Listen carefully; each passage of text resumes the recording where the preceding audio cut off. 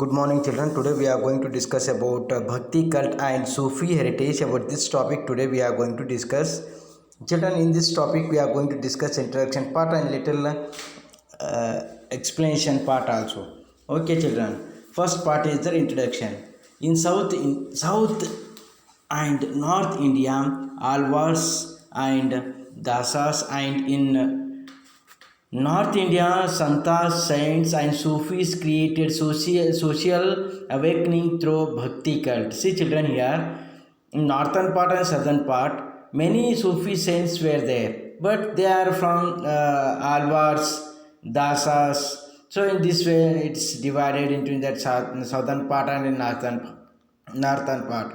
But anyway, their way is bhakti. Through the bhakti only, they used to create social awareness among the people, among the people of our India. In this lesson, the objectives, meaning, and features of bhakti cult are discussed. See, children, in this lesson, we are going to discuss about objectives, meaning, features, and way of approach we are going to discuss in this lesson. In southern India, Anandal, Akkamahadevi, Kanakadasa, Purandaradasa, Shushinala Sharifa are introduced.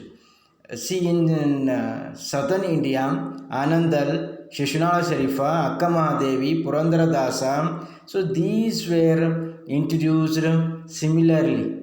In North India, Kabir Das, Guru Nanak, Tulsidas, Mirabai, Sri Chaitanya and Sufi saints are introduced. See, children, in North India, Mirabai, Sri Chaitanya, then Guru Nanak, Kabir Das, Tulsidas, these people they were introduced in North India.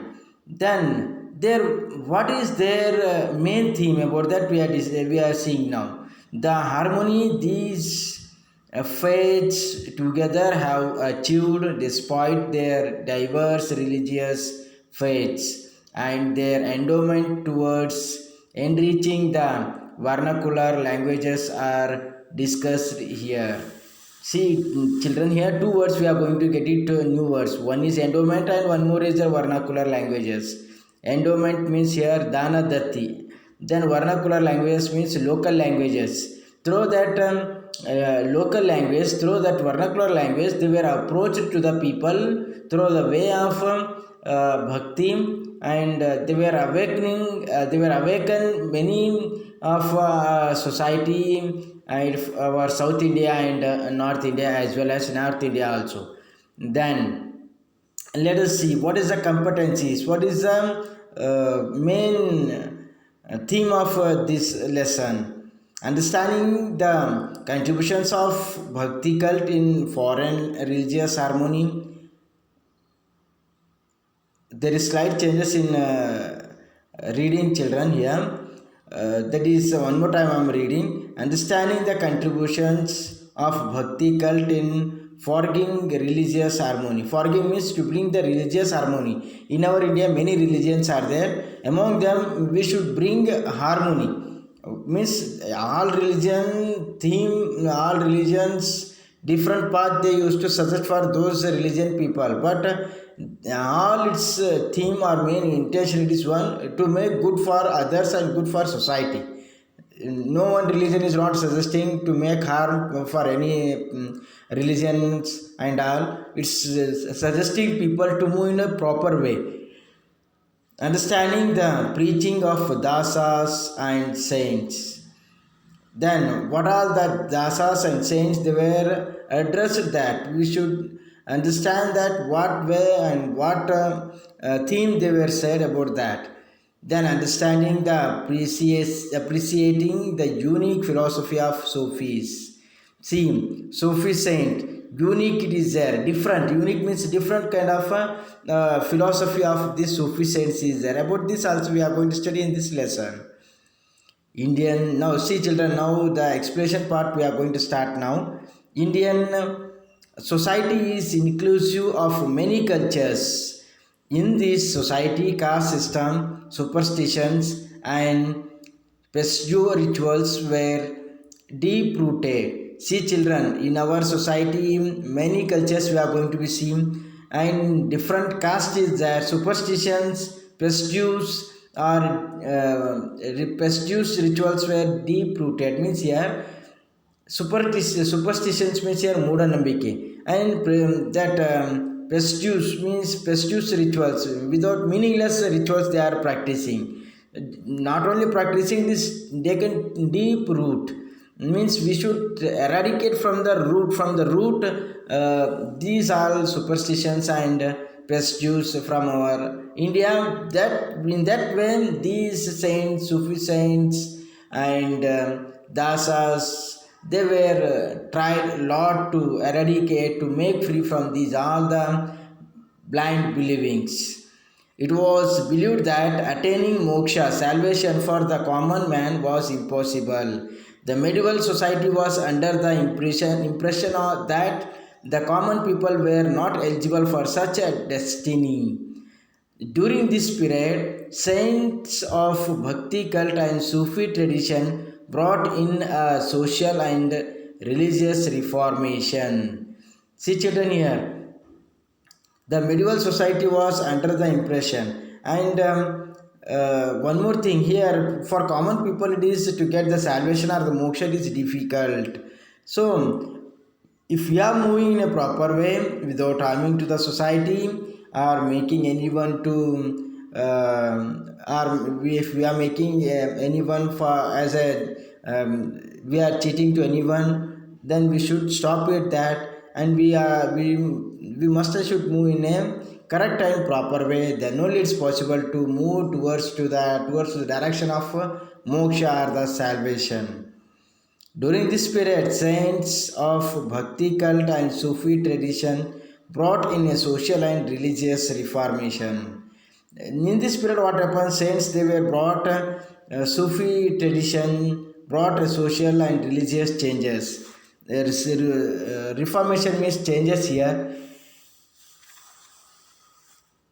They stressed the importance of global brotherhood and taught that bhakti is the best way to attain moksha. They were stressed importance of global brotherhood. Global brotherhood, they were given more importance. We should have the brotherhood kind of attitude with the other religion people. Then only we can lead our life happily and without having any queries or any kind of disturbances. Then next,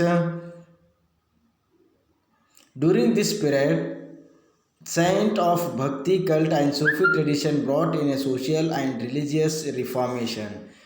Right now we discussed. They stressed the importance of global brotherhood and taught that bhakti is the best way to attain moksha. See, they stressed the importance of global brotherhood. They were given more importance for that global brotherhood and taught to bhakti is the best way to attain the moksha.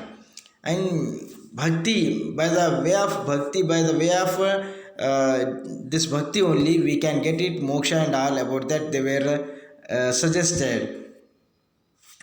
Then this path is called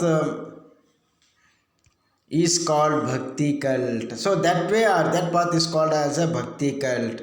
The word bhakti is from the Sanskrit word bhuj. Bhuj means knowledge. See children, this bhakti word, it is derived from the Sanskrit word. In Sanskrit it gives bhakti word, it is derived from the Sanskrit, it's from the bhuj. Bhuj means knowledge. Gist of the cult. Gist means what is the main summarizing, main theme of this bhakti cult. What is the main intention of this bhakti cult? About that we are discussing children now. Bhakti cult condemned discrimination. It preached equality. This bhakti cult is there, no? It is against the discrimination based on the caste. What all the discrimination they are making, they are against to that, and they preached, they were addressed the people equality. We are equal. There is no any discrimination based on your caste. That is the intention of this Bhakti cult. The saint of Bhakti cult opposed and condemned superstitious practices. These people they were against to that Bhakti cult. See, the saint of Bhakti cult opposed. See, Bhakti, the saint of Bhakti cult, they opposed and condemned superstitious practices. See, they opposed and they conducted superstitious practices. Means they were opposed what all the superstition practices it was they opposed for that. They undertook the task of uniting the hearts of people. See, they undertook the task of uniting the hearts of people means they were took the they were one important the changes they were taken, that is uniting the people without discrimination, without making discrimination on based on their caste. They are uniting the people. According to the Sufi saint, dharma is love and service to mankind.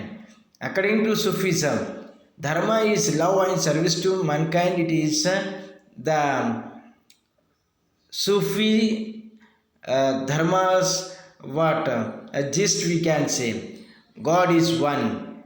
According to Sufi saint, God is one, not many. They preach. God is one, not many. They preach and they believed in that.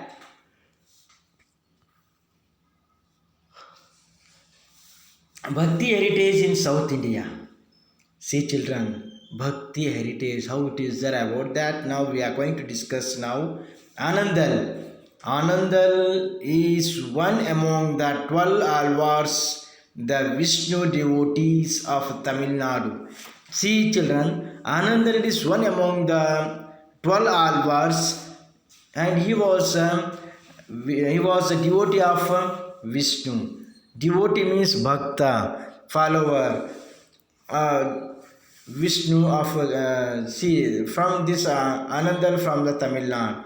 She was an adopted daughter of Vishnu Chitta.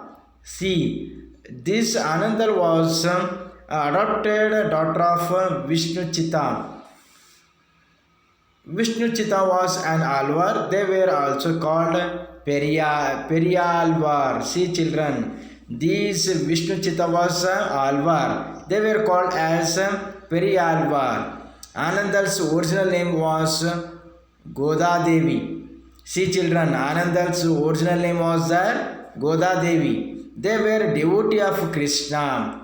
See, they were devotee means they are worshipping to the Lord Krishna, God Krishna.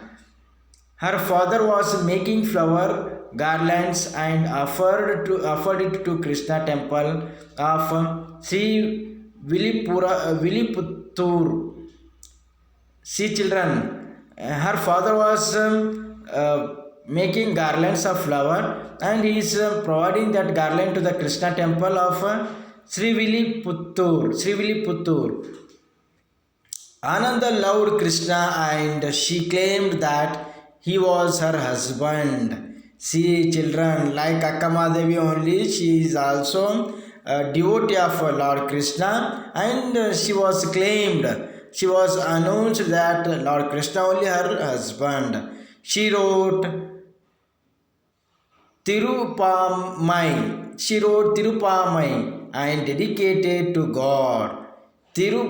Tirupamai. She wrote Tirupamai and dedicated to God. In Tamil Nadu, Tirupamai Vrata, rite a ceremony, religious observance is very famous. See children, this Tirupamai, this Vrata in the Tamil Nadu, Tirupamai Vrata is very famous. According to Alvars, all Vishnu devotees are equal and their birth should not be questioned. See, all the Alvars they are equal, their birth it should not be questioned. Caste discrimination is a criminal offense, they believed. See children, in that time only they believed that caste discrimination it is an offense. See children, it is about Anandal. Akkamadevi Purandaradasa, Kanakadasa. These are all remaining one tomorrow. We are going to discuss, children. Okay, children, take care of yourself. Please subscribe the channel and send to many WhatsApp groups. Thank you, children. Okay, bye. Take care.